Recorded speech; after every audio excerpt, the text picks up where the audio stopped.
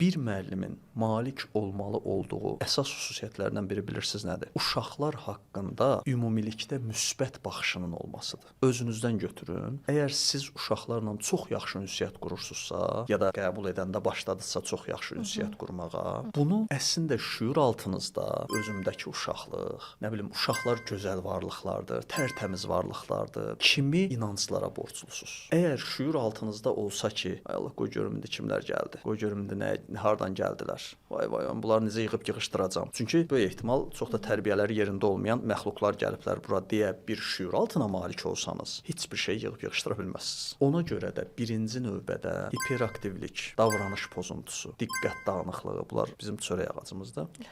Çünki hamıya tətbiq oluna bilir də bunlar, hamıya o diaqnozu qoya bilirsən. Bu cür əzbərlədiyimiz diaqnozlardan ya da diaqnostik yanaşmalardan birinci növbədə sıyrılmalıyıq. Yəni biz buna inanmalıyıq ki, heç bir uşaq hiperaktiv deyil. Birbaşa damğaladıq da onu ki, hiperaktiv. Yəni problem ondadır, mənlik deyil. Nəsə onda bir aktivlik var, mən də bilə bilmirəm nədir. Davranış pozuntusu dediyim kimi, bir balaca sözümə baxmadı, davranış pozuntusu. Qısacası, yəni yekunlaşdırsam, diqqət dağınıqlığı, hiperaktivlik, davranış pozuntusu, aqressiya, sözümə baxmır, dərs oxumur. Bu tip kodlamalarla bundan başqa bir şeyə nail olmağımız mümkün deyil. Mən bir insana yaxşı insan deyil fikri ilə başda yanaşdımsa, mənim o insandan yaxşı bir insan kimi ünsiyyət qurma şansım bitdi. Ancaq mən görəsən nə öyrənə bilərəm, misal deyirəm, o şəkildə yanaşdımsa, ehtimal ki, mən o adamdan çox şeylər öyrənəcəm.